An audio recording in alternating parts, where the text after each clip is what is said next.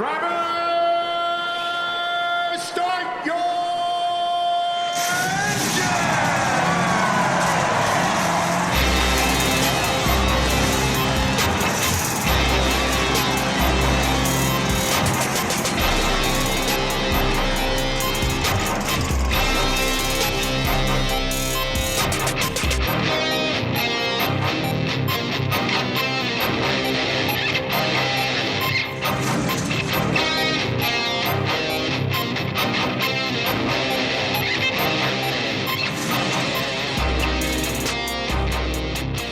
Good evening, race fans. Welcome to the Hoobazoo Radio Network, and welcome to the Drafting the Circuits program.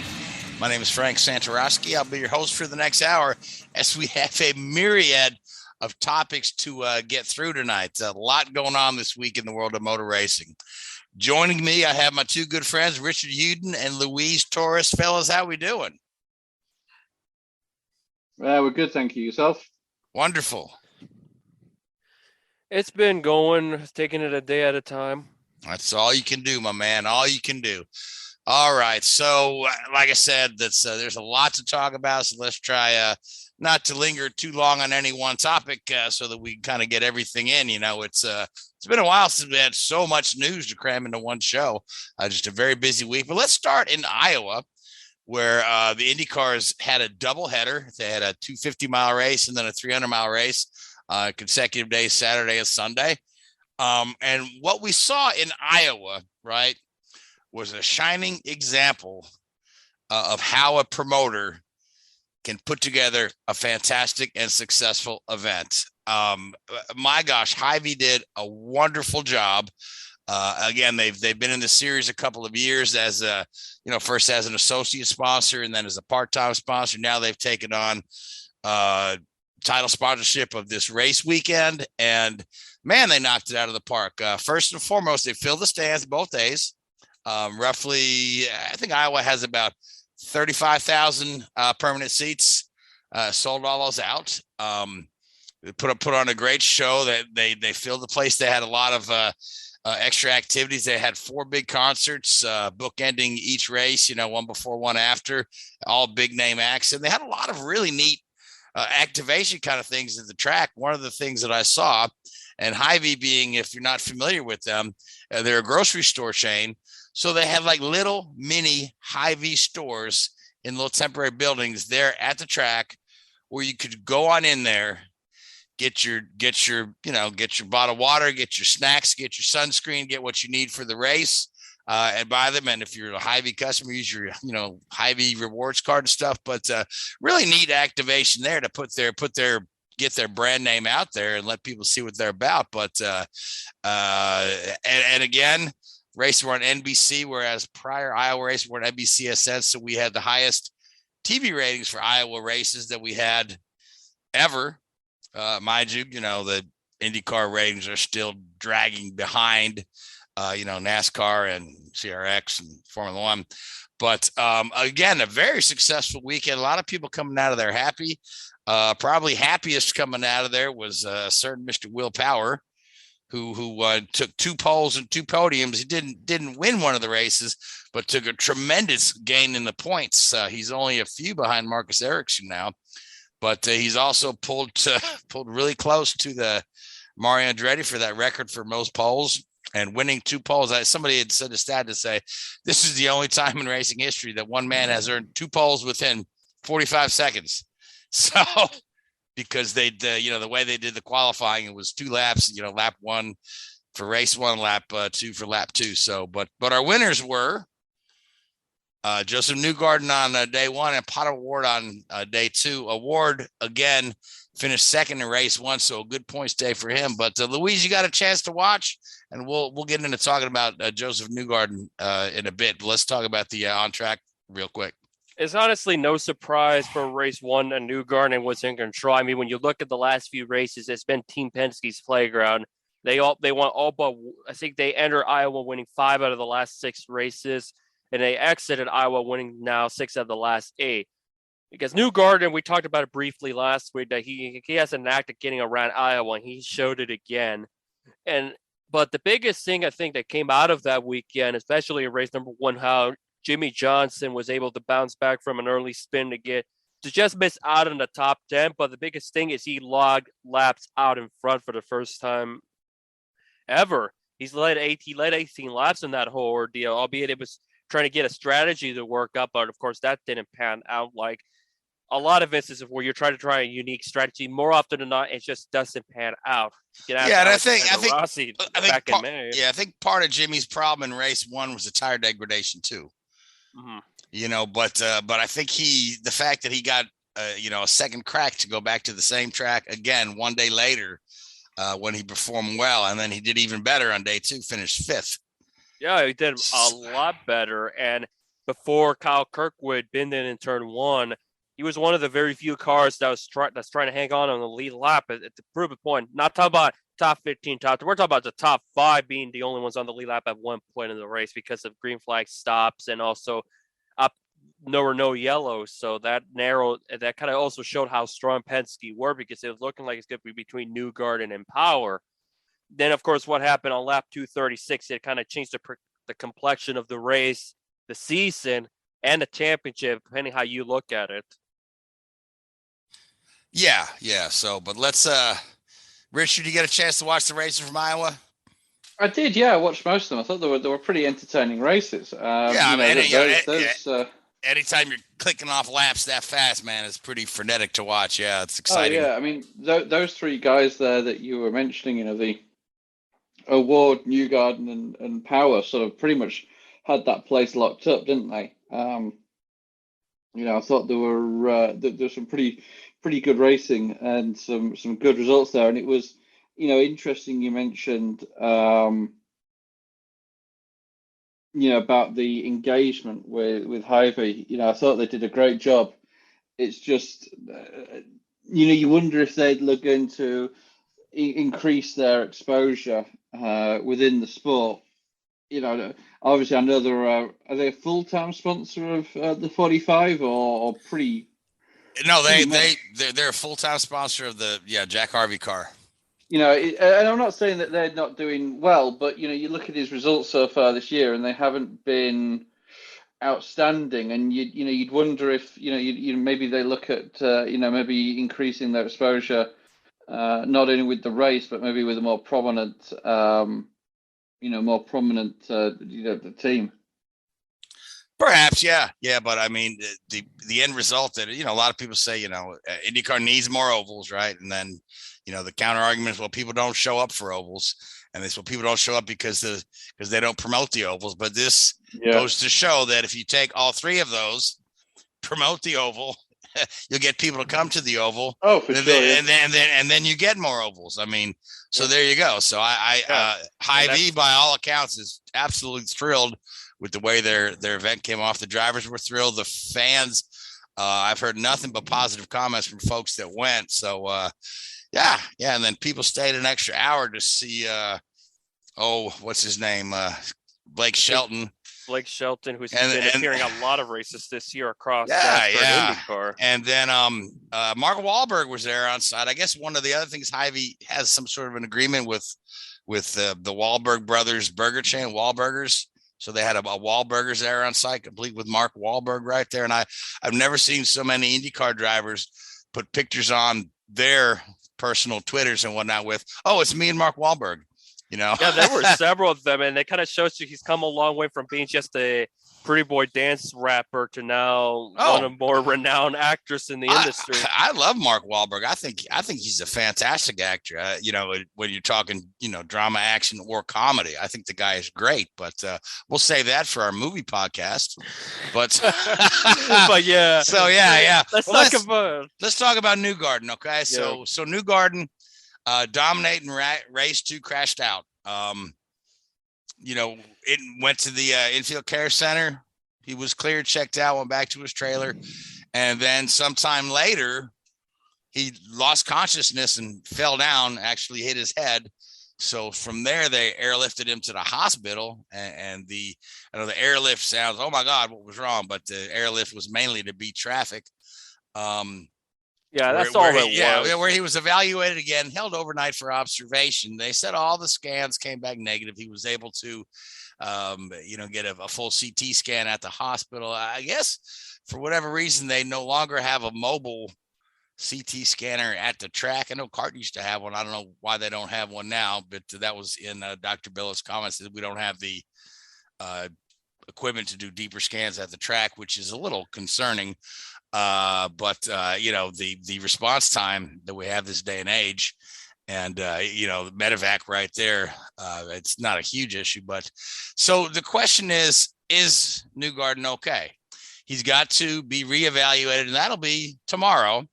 And by the time you hear this podcast, the news will have come and gone. But right now, as we speak, Newgarden's status is up in the air. And it's going to be, if the doctors clear him, I think Tim Cindric said, if the doctors clear him and he still doesn't feel comfortable racing, they'll respect his wishes. Because we certainly want to make sure that he's well enough to get in the car. But here's a guy who's in the thick of the championship. I can't imagine that he will lay out if the doctors clear him. Now, if the doctors do not clear him, Penske has Santino Ferrucci lined up. They've already they've got a plan in place to pick up Ferrucci's existing seat and seat belts from Dreyer Reinbold Racing, who Santino raced the 500 for them. So they're going to get all his gear there. They've measured him for a driver's suit. They actually, because Santino happened to be in Charlotte, they were able to get him in and meet with him and give him some time on their IndyCar simulator. So, but Santino's slated to run the Xfinity race. Yes, he is slated to run for Sam Hunt. My understanding is, if he gets the opportunity to run the Penske car, he will forego the Xfinity race. Yeah. And I don't know who they're going to put in that car. But again, this should all be settled by the time you hear this podcast when Newgarden goes to the hospital on Thursday. Yeah, and I think if anything, if Santino has to forego the 26 Toyota for Sam Hunt Racing, I wouldn't be surprised if they go for either John Hunter Nemechek or Parker Chase, who has driven the 26 car before. Yeah, I'm sorry. Yeah, go ahead. I was almost done explaining. Who so happened to all be an IRP because that's where ARCA and trucks are running in Indianapolis Raceway Park. But for Santino, if he gets that opportunity to drive the 2 car, this will be the grandest opportunity he's got in an IndyCar. Period. Exactly. Yeah, he's not in the thick of the championship in either series. He's part-time in both, so he doesn't stand to lose anything by sitting out the Xfinity race, other than perhaps a paycheck that he was maybe expecting. But I would imagine that, Penske is not, asking him to provide his services for free. I imagine that he's got a paycheck there too. But to see him in a top level car, it's going to be, I'd love to see what he can do. But of course, ultimately, I want to see Newgarden in that car on Saturday.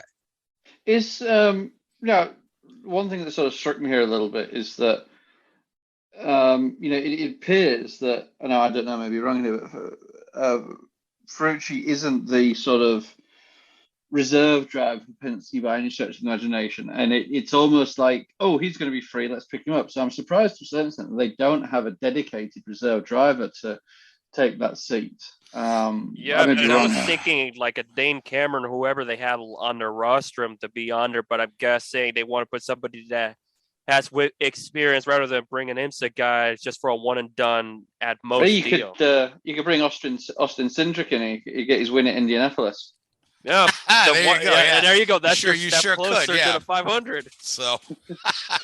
But Penske does not, I guess, have a lot of teams don't have a dedicated reserve driver, because you've seen actually Santino subbed for Juncos earlier this year, and he subbed for Harvey at Texas this year, right? So I guess Santino's kind of like the super sub that's out there. But we've seen other guys. Oliver Askew pulled into sub in a race last year. Didn't you say that? Ryan Hunter-Reay is like the official reserve driver at Ganassi. Yes, and that is more of a unique situation. That is that Ganassi has that going on. Ryan Hunter-Reay is the reserve driver for Chip Ganassi, and we'll that'll be a good segue into talking about Alex Palou and the contract woes, right? I mean, so much so they're so serious about that on an IndyCar weekend, Ryan Hunter-Reay has to make sure that wherever he goes, he's within a 2-hour drive of an airport, just in case they need to call on him, which is, that's not limiting you too much. There's airports all over the country, all over the world, really. But they are. That's part of his contract there. He drives for them in IMSA, but he is their dedicated reserve driver in the case of a driver injury or any other reason why a driver may not be able to compete. They could always call it Boris Said. You could call Boris Said, yeah. Yeah, sure. I think he's looking for work right now. You can see what Roberto Moreno's up to. I don't know if they're in dire, go get Scott Pruitt out of retirement, put him back in a Ganassi car. Yeah, I remember Paul Tracy's around, right? Marco's around. Even with his arm right now. And by the way, Marco that's true, yeah. is your SRX champion. Marco is your SRX champion. Yes, that was another on a technicality. Another item this week. Oh yeah, it took a while for people to kind of get the gist of why he was awarded the extra points at 5 flags. But what would have been helpful would have been had the series explain that way back when it happened instead of after the fact. I think they were on a tight TV window, so I don't think they had time to explain it, which is unfortunate for their part because they got a tight 2-hour window. Yeah, but he's that 6 points has been on his thing the whole season long since 5 flags. So, but nobody questioned it until he won the championship by 2 points or 3 points or whatever it was. Nobody talks about the championship until the final race of the year, period. This is quite true. But let's get back to Alex Palou. Yeah. So the news this morning is that Chip Ganassi has filed suit against Alex Palou. Now, if you haven't heard the story, Palou, Ganassi announced that they had signed Palou to a contract extension for 2023. Palou shot back with, I told the team I was leaving. I did not make that quote you put in the press release. And then a few hours later, the press release comes out for McLaren that they have signed Alex Palou for 2023. And then, of course, Ganassi comes back with, no, that's not the case. He's under contract with us. Now, since then, Palou's been a little quiet. He's not really answering any questions on that. He did race for the team at the last race. He is expected to race at the Gallagher Grand Prix coming up here. The team says they are still committed to winning races and working on the championship with him. But here's the thing, right? Here's the thing that a lot of people are missing. There's a lot of people waving fingers, right? And by people, I mean, not just folks in the industry, but just casual observers as well. But who's the victim and who's the villain in this case? You know what I mean? You got people saying, Chip is just, trying to keep the guy down. You got other people saying, Zach Brown is trying to poach all the good drivers by dazzling them with Formula One contracts. Or you have, Palou, called Chip Ganassi a liar publicly and won't keep up his end of the bargain. So you got to say, okay, so everybody's in the wrong, right? Or some folks are in the wrong, some folks are in the right. But the thing to me that's crystal clear is that there is gray area in the way his extension is written, because he felt like, or he told McLaren he was free to sign with anybody he wanted to, which, and, I'm sure, Palou is managed by this company called Monaco Increase Management, right? They represent a couple of drivers, Pascal Verline, and then I think David Vidalis, but Palou by far is their highest profile candidate. Sorry, it does remind me a little bit of the in the early to mid 2000s, the whole Jenson Button, Williams, BAR, Renault sort of merry-go-round, wasn't it? When I want to drive for you, but I don't have a contract with you, and I don't want to drive for them, but I have a contract with them, and all that sort of stuff. And I mean, at the end of the day, you can't make a driver that doesn't want to drive for you fundamentally. Right? Yeah, you can put him in the car, but if he ain't going to win a race, and the other thing coming out is Ganassi's refusing to share data with him now. So, and that's certainly to be expected 100%. I don't think it's expected any different. But I think if you look at it, what Ganassi are trying to do here is get money out of McLaren, pure and simple. I don't, obviously, if there has been, Zach Brown apparently turned around and said, I haven't seen Palou's contract. It's not my place to go and look at a driver's contract with another team. I'm sorry, every word of that contract. You don't sign somebody out of contract. If you haven't read that that driver's contract, and Zach Brown is smart and astute enough to know that. So I take what he says there with a little pinch of the salt on that one. But I think that Palou's obviously a fantastic driver. McLaren are going for this sort of, I don't want to be controversial when I say this, but this wealth of just below the top tier level drivers in IndyCar. And when I say top gear, I'm talking about Scott Dixon now. If rumors are true, they did approach Scott a couple of years ago. Will Power, Newgarden, Herta, guys like that are what I would consider the top talents in IndyCar at the moment. And, so they're going for like I wouldn't call them B list, but the like A- list, if you follow me. And I'm not saying that award isn't maybe at the same category, but didn't have the same experience, the same, quality results.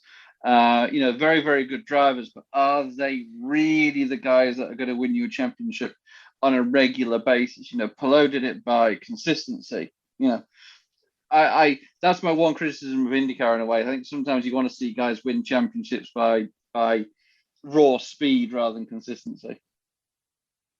Well, if you want championships by raw speed, Will Power would have 6 of them. Exactly. No, for sure. Yeah. But yeah, absolutely. Yeah, that's one of the knocks on Will. He's as many races and poles as he's won, still just the one championship to show for it. Same with Elio. Elio could never close out a championship. But you look at Dario, on the other hand, didn't probably the years when he did win the championships. I don't think he won the most races in any of those years, did he? Maybe one. Maybe the year he came back, but yeah, you have a good point. Sometimes, but that's been the Ganassi thing. Yeah, you may not win the most races, but if you're strong and consistent and be on the low, like what we're seeing with Ericsson right now, it'll pay off in the long run. But that's getting off topic here. But yeah, I think it's interesting what McLaren are doing. They're obviously sort of filling their stable with guys that probably I don't matter. I know he's a champion, but I'm sure Palou is not on the same money that Newgarden or Herta would be demanding, or Will Power would be demanding. So I think these are astute. Well, I think that's buys, part of Palou's problem is he's not getting the money that he thinks he's worth from Ganassi. And not surprised, I fully understand where he's coming from. Yeah, we see that all the time with sports when you're when you all of a sudden achieve success right out of the gate, you want more money. We see that in baseball all the time, and obviously we see that all the time in sports, period. All right. But anyway, the last thing I wanted to touch on the Palou thing, because we've got a ton of topics to cover, is that the Zach Brown has kind of publicly said that he's not gonna do any sort of payout of Palou's contract. He said that if there's any paid out, that would have to come from Palou's management company. So because Zach's kind of saying, hey, I'm the victim here. I thought the guy was free to sign. Right. So yeah. So come on. I know. Well, I'm just telling you, everybody's posturing right now. So this will be interesting to see how it ends up. But I really believe when the smoke clears, Palou will be alongside Award in the McLaren. Felix will be in Formula E, and then somebody's going to. Yeah, Rossi being the other McLaren, and then somebody will get a great opportunity for that 10 car. So, all right, but let's. So we got Gallagher Grand Prix coming up. So, anybody want to make a quick pick for the IndyCar? I'm gonna go with Will Power. Jeez, right. Go, yeah, pull one out the hat there, Louis. Jeez, you just stole my pick. So, let's go with Newgarden. If he races. If he doesn't race, Dixon. I'm going to go with, I heard it won the last one there, but that was in the rain. I really like Simon for this track too. I just don't know that the Meyer-Shank car is up to it. So, so I'm going to go with McLaughlin. That guy's on a bit of a roll lately.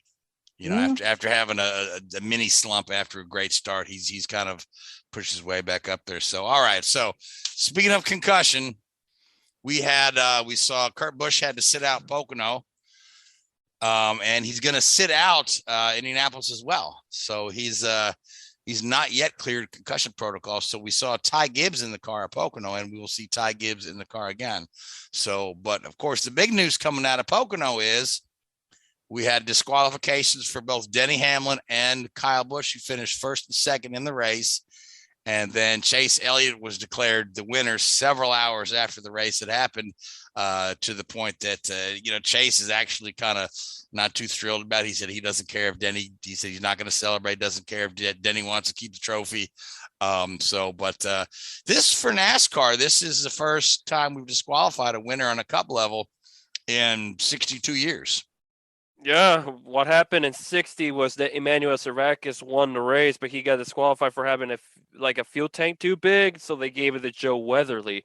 For this ordeal with Hamlin and Kyle Busch involves a little tape and body paint wrap modifications, which we've seen people find competitive edges in the sport. We looked at the ride with Jeff Gordon. They've done so many things with the car that NASCAR wrote a whole book about it, not to bring it out again.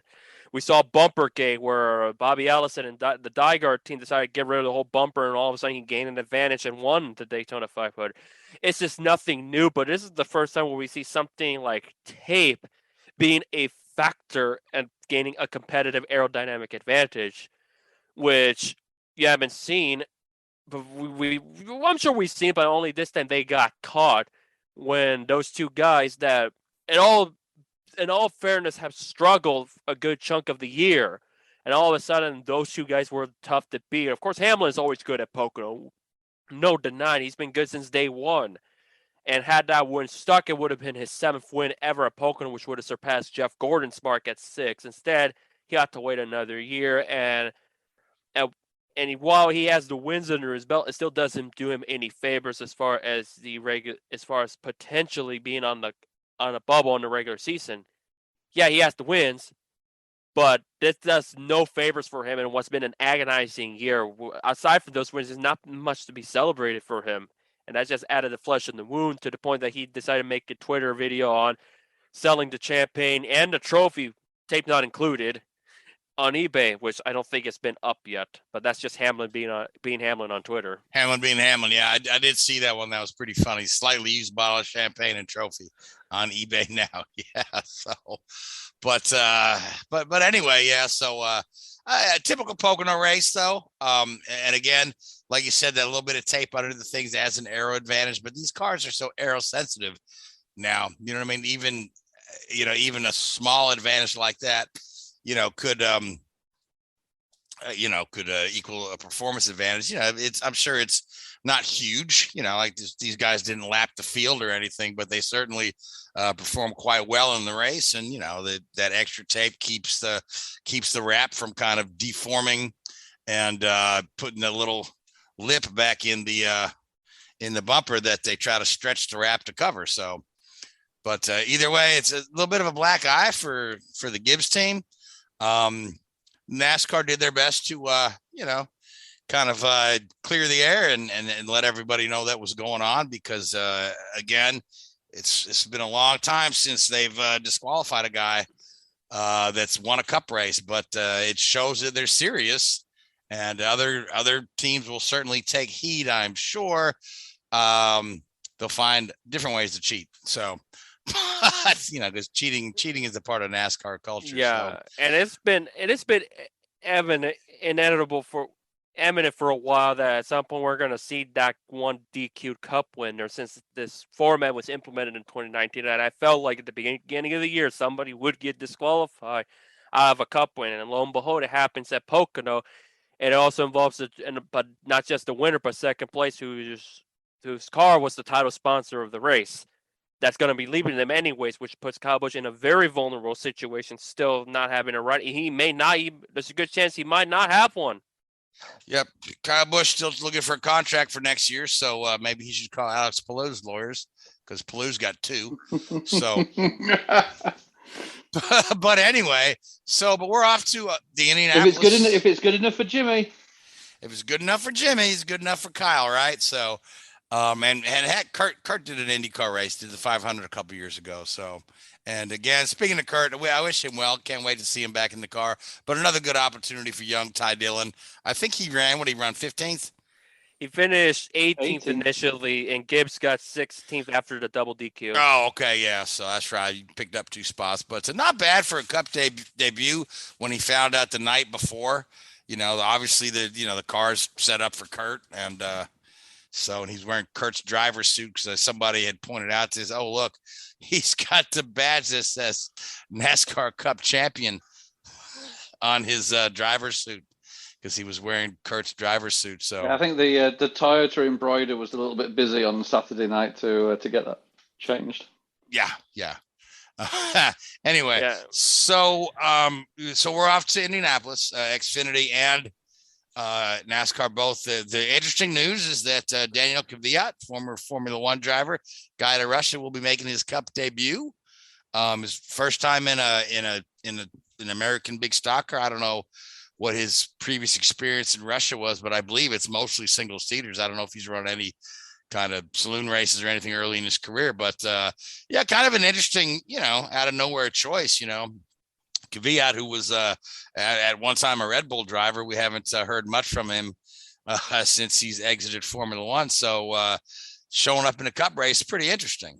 He's also, I mean, he was Ferrari and Alpine's reserve driver, so he's highly regarded in many ways. That reserve driver role is pretty critical to car development. So, he's obviously been keeping himself sharp, and I think he's done some of the endurance work as well for the Alpine squad. So it'll be interesting to see how he does in a relatively small, low-budget team. But obviously, that's part of the appeal of this, new gen, next gen car is that you can go racing relatively cheap. So it'll be interesting to see what they can do. Right. So, okay, speaking of the next gen car, that's another topic I wanted to touch on when we're talking about the Kurt Busch situation, where he is 2 races in a row, not gonna be able to race. A couple of drivers have come out and said that for just because the car is more solid, that the hits feel a whole lot harder. Is there any kind of evidence to suggest that they would be hitting with more G's or a higher impact, or is it just feel like it just feels like it's a harder hit? I mean, go ahead. Because I want to say the crash data said that the cars were giving them less hits of G's. Yeah. I mean, NASCAR have been very prominent with this and releasing some of the data. There's obviously that robot car that they had. I think it was Talladega they crashed, where they went through this, and they've been very extensive with their the data handling and the data presentation of this. I mean, there's lots of it's very difficult to draw a direct conclusion to this because there are so many factors and dynamics that go into an impact like that. And I think Kurt's big issue was that he had a double hit. It wasn't that he had just one hit. It was the fact that after he hit the wall the first time, the car snapped around so fast that your body is still going through that first impact before, when you hit the wall for a second time. So it's a very unusual dynamic to be involved with there. And unfortunately, that's probably what's caused the issue. But another thing to consider as well that I think a lot of people don't realize is the medical care and the medical scrutiny now is far, far more stringent. 5 years ago, Kurt would have raced Pocono and had a bit of a sore head the next day and have at it, boys. You look at what Dale Earnhardt Jr. went through. He had those numerous concussions, and it wasn't until he got towards the end of his career and he actually sat down and talked with some, real neurologists and professionals in the area that said, look, you're doing yourself a real danger here. So I think that's a combination of what we're seeing here. But I think the fact that, the double hit and also the slightly more stringent medical assessment that these drivers are having to go through on a regular basis is making it maybe appear a little bit worse. Yeah, because that kind of confirms my assertion that I don't believe that the car is any less safe than the prior one, because I actually read a stat that we've had more crashes this year than by this point last year, and yet this is the first time we've got a driver with a significant injury. So, but anyway, we wish Kurt well, and again, he's one of the older guys too. So sometimes. And he's had his share of hits over the years, to kind of this year at Talladega at the end of the race. To parallel the Earnhardt situation. Yeah. And this is part of it as well. And this is what makes it so difficult. Another driver could have been in exactly the same accident and walked away and have zero. Concussion is one of these, unfortunately, obscure injuries. You can't predict it, and you can't. It's hard to understand the dynamics because each individual is so very, very different. And, you look at Josef's accident, it wasn't a particularly big hit, and it wasn't initially obvious. It's something that manifested itself, 3 or 4 hours after the incident. But you've also got to give credit to the NASCAR medical team. They have a responsibility to the driver's well-being and the driver's safety. And I think NASCAR, probably more so than any other sporting motorsport series, has maybe come for a little bit of criticism for their attitude towards safety and some of the on-track behavior that has potentially caused safety issues. So, obviously from this extent, I think it's a shame not to see Kurt racing because he's a fantastic driver. But I think they've made the right call here, and they have to accept it. And missing a couple of races is far better than the other possible outcome. Right, and Kurt's been very gracious and open about it too. He said that his health is very important to him, and then he's going to follow his doctor's orders. Yep. So, all right. So, want to pick a winner for the Indy Grand Prix there, Louise, or not the Indy Grand Prix? What do they call it? It's not the Brickyard anymore. It's the Verizon 200. The Verizon 200. What were you going to say about Penske before I said the actual title? Oh, and I was going to say the Pennzoil. The Xfinity race is the Pennzoil, right? Pennzoil, I believe 250. So. I don't know. But yeah, the Verizon 200. I'm gonna go. I'm gonna go with Chase Briscoe on this one. I made a bolder pick, but I'm gonna go with a safer rub with Briscoe on this one.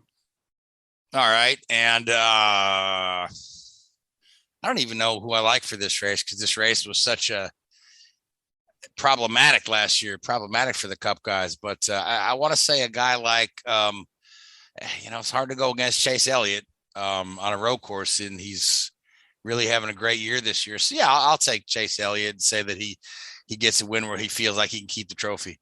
So yeah, I mean, it's honestly been a career year with 4 wins to his name and running away with the regular season championship. Oh yeah, he's leading all the stats, so great year for him. Just, hopefully he can keep it together during the playoffs. And, because there were some folks felt that his first championship was Mickey Mouse is the term they like to use. But, again, he won it fair and square according to the rules that are given to him. So, yeah, because those people that call it Mickey Mouse have won how many championships between them?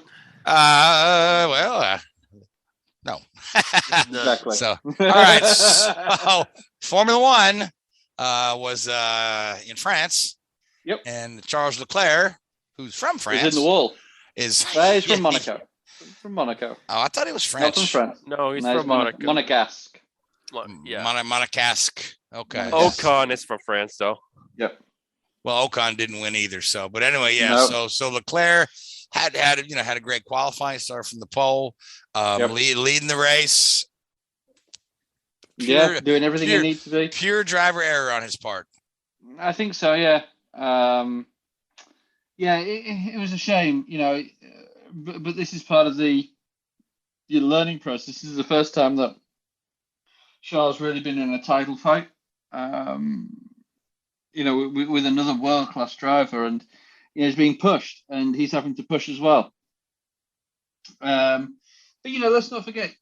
We look at Lewis Hamilton, one of the greatest drivers in the history of the sport. Look at his first year when he's involved with a title fight. He made numerous mistakes in that rookie year, which ultimately cost him the title. So it's to be expected. But unfortunately, when you're at Ferrari, the spotlight is on you, and these mistakes are hard to swallow, and it'll be a real test for Charles' mental strength. Good news for him is there's a race coming up this week in Hungary, and he can get right back on it, and he can go and do what he needs to do. I don't think there's many people that would doubt over the last 2 or 3 races that the Ferrari has been the quicker car than the Red Bull, and they just haven't executed properly and haven't won the number of races they probably expect to up till now. Leclerc's made a couple of mistakes so far this season that he's very publicly admitted to. This one in France and then one earlier in the year in Imola. But also Ferrari's made mistakes with, you look at Monaco's strategy call, the engine failures in Baku and Barcelona. So there's very rarely do you lose a championship because of one reason. And I think that Charles can step up his game. Not necessarily in terms of raw speed, because I think he's as fast as anybody out there, but in terms of execution and winning the races where he's fastest. So he basically handed the race to Max on a plate, and they did what they needed to do.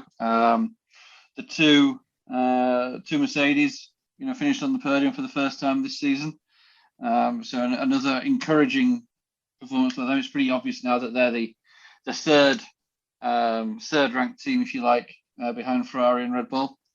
But the Paul Ricard is it's an interesting track. It's a great track to watch a single lap over, because it's a pretty demanding circuit in spots. But then it's also not the greatest track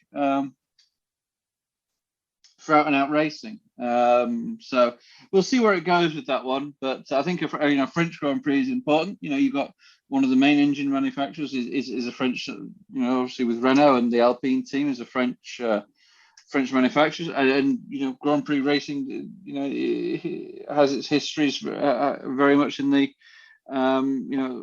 French nation. So it'll be interesting to see where Leclerc goes from here. But it does look more and more like Verstappen's going to walk away with this championship.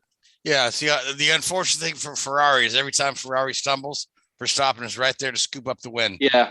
Exactly. So it's not like they can get lucky enough to have Verstappen have a bad day on the same day they do and let like a McLaren or something win. So, but it's massively important, I think, for Leclerc to win in Hungary this weekend.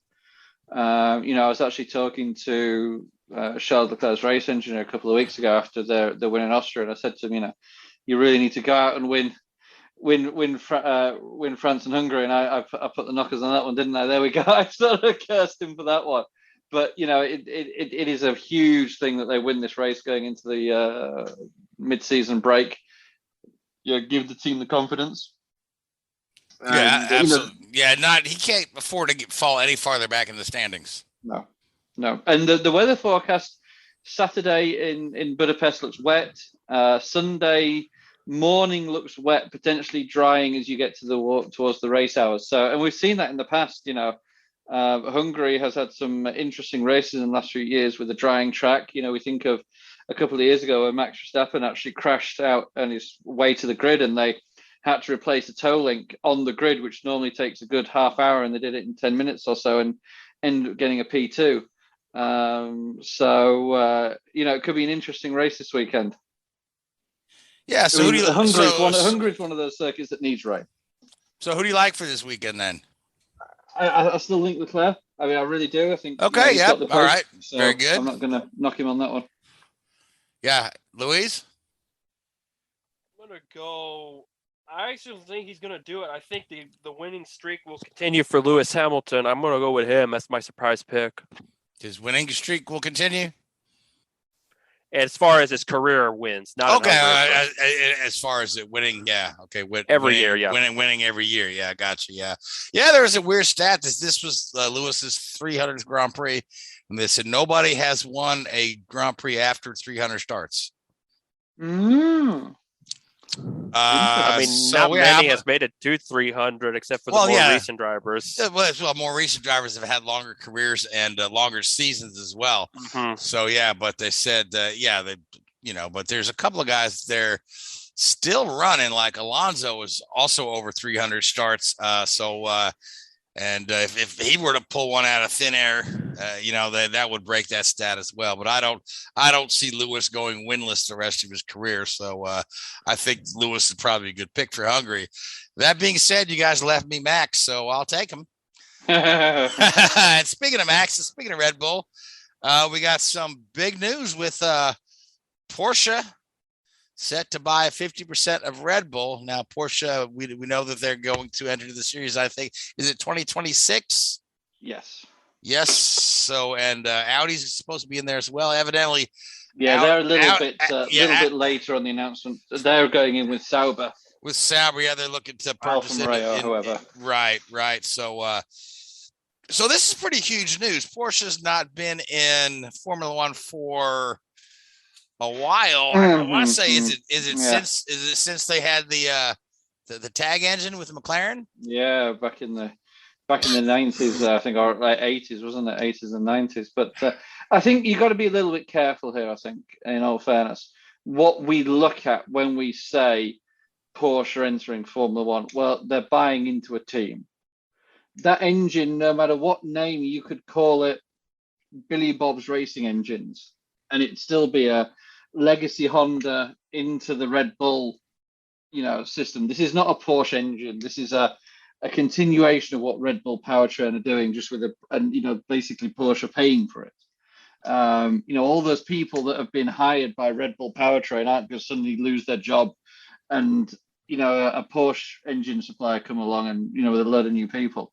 I think the interesting dynamic is going to be what this Audi engine is. Is the Audi engine going to be just a rebadged Porsche engine, considering they're all part of the VW family? But yeah, I think there's a little bit of a misnomer here and a misconception about what this actually really means. It's not like when Honda came back into the sport and they built an engine from scratch, which was big news. I think this is just almost like one of those business-to-business deals, made to look a bit more glossy than it really is. Yeah, well, we've seen a lot of, engines that are badged as a particular brand name that really have nothing to do with the brand name other than the funding. So, but I want to say Porsche, with their engineering prowess and their racing history, would probably have more involvement than just slapping their name on the thing. But maybe I'm wrong, because we're still talking 2026, that many years away, and we're talking about the new regs with the biofuels and these sort of things, which the Volkswagen Group has a big interest in. Yeah, I think that fundamentally it's a big it's a big shot in the arm and a big check mark next to what Liberty are trying to do here, isn't it? And I think it all does promote the health of Formula One in the current platform that they're trying to develop. So yeah, we'll see how that grows and continues over the next few years, really. All right. So, and speaking of what Liberty is trying to do and the quest for an American driver, Logan Sargent, who's in Formula 2, is really having a great season. There have been a couple of articles about him come out this past week. So what are your thoughts on that? I know that the Formula 2 to Formula 1, it looks like there's just not a lot of seats going to open up in Formula 1 anytime soon. But no. Yeah. So, but this is so Logan Sargent is backed by the Williams and the Dalton Capital Group, has been for a number of years now, and that's where there's this dynamic, and some of the murmurings have come about because to be truthful, Logan Sargent's run a little bit under the radar for the last few years. And then all of a sudden he's got into Formula 2, and he started off reasonably slow, but then he's slow, but he's won 2 or 3 races recently, and really propelled himself. I think he was second in the championship going into Paul Ricard. I think he's now dropped down to third. But excuse me, there's no shame in that. I think Williams are going to. I think Latifi's done at the end of the year. I think the strength now of the I don't want to call it franchise model that Formula One has adopted, but certainly the financial strength of Formula One and the financial strength of these teams at the moment means that a team like Williams doesn't necessarily need to rely on pay drivers, which, as competent as Nicholas Latifi is, he is he got that drive fundamentally because his family did bring a lot of sponsorship to the team. So they're looking at either running Logan Sargent or potentially Oscar Piastri. I think it's looking more and more like Oscar Piastri will partner out as Albon at Williams next year. Alpine have said that both Alonso and Piastri will be on the grid next year.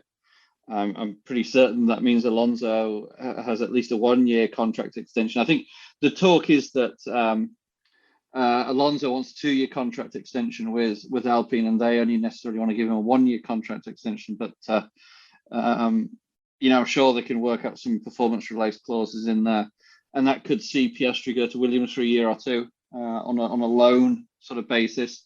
Because certainly Piastri is one of these drivers that deserves the exposure to Formula One and the opportunity to race there. His performances in Formula 2 were pretty impressive last year, and Alpine rate him very highly. So I think Logan Sargent will be around Formula One next year, potentially as a Williams reserve driver and doing a few free practice sessions. And whether he can stick around for a couple of years and then take up that seat once Piastri maybe moves to the Alpine team. Obviously, goodness me, a lot happens in Formula One from a week-to-week basis here, and we're trying to predict driver lineups 2 or 3 years out. But I think he's probably the closest American-based driver right now to getting into the sport. Obviously there's been the talk of Colin Herta and guys like that, but I think Logan Sargent is going through it the right way, and he's getting results at the levels that the Formula One bosses can quantify. They know what a guy who finishes second or third in the Formula 2 championship is capable of. They don't necessarily know what a guy who finishes 8th in the IndyCar championship but with a good reputation is capable of. Obviously, McLaren do now know with Herta having tested him, but you do have a limited data set with these young guys, and I think Sargent's probably in the pole position for one of those seats in the coming years. Absolutely. So while we're talking about Americans in Formula One, have we heard any movement on the Andretti team, or is that whole thing seems to have stalled? I think the ship has sailed. Honestly, I think it has. I think as you say, Louis, I think the ship has sailed on that one, and it's a shame, really. But I think because of the health of Formula One and the money that these teams are bringing in now, I mean, 3 or 4 years ago, 2 or 3 teams were on the verge of going out of business. Williams was certainly struggling, Sauber was certainly struggling, Haas was certainly not exactly flush with cash. But with what Liberty have managed to achieve, the money is pretty free flowing in Formula One now, especially with these budget caps. So where would the incentive be for the existing Formula One teams to dilute that revenue stream for them? And it's a shame that that's the mentality, but it's like any other franchise sport. If you were to turn around and add 2 NFL teams into the roster, that would dilute the TV revenue to the other teams. So where's the incentive of them to vote for that and to approve that? But as I say, that is the nature of the success, or one of the downsides of the success that we're seeing in Formula One, is it becoming a little bit of a closed club right now. Yeah, and I think it's sad because I think 20 cars on the grid is light. You know what I mean? I really feel like that's light. You know what I mean? Would it? Yeah, it wouldn't hurt, especially the time period when we had 24. And obviously, before I even started watching Formula One, there was at 1.26 to even 35 cars where they had to have pre-qualifying sessions.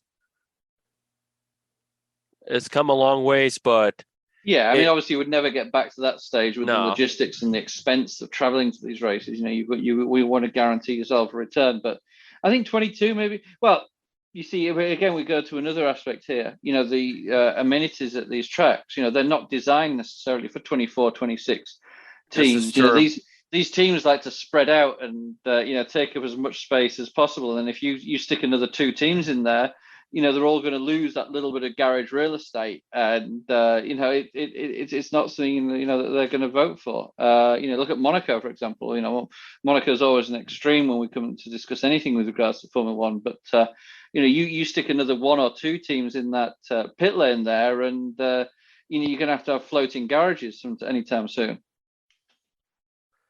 Well, they've got a harbor right there to float the garages. Exactly. They could build a Gilligan's Island, and all I have to do is hold them up for 15 seconds. Yeah. There you go. Yeah. Oh man. Which I'm sure will be fun for Williams and Aston Martin. Not. So now you wonder what happens to all this money Michael Andretti evidently raised, right? Does he have to give it back? You know, or is it not? It's probably ever real, was it? It's probably not in his pocket yet. Yeah, it's probably on paper that's if you get the team, this is what we'll invest. So yeah, it's a shame though, because I'd love to see I'd love to see you know, the Andretti name back in Formula One. I'd like to see what they could do, but if it's not going to happen, it's not going to happen. So all right then, well, that's got us just about out of time, guys. So I want to thank you, Richard and Louise. I want to thank the Hoobazoo Radio Network. I want to thank Spreaker, iHeartRadio, Google Podcasts, and YouTunes. I want to thank Mark Dill and Legend of First Super Speedway and Dan Blay Racing Art. But certainly I want to thank you folks who listen to us every week. But until then, good night. WHOOBAZOO, that's Hoobazoo.com. Enter website, enter website, enter website, enter website.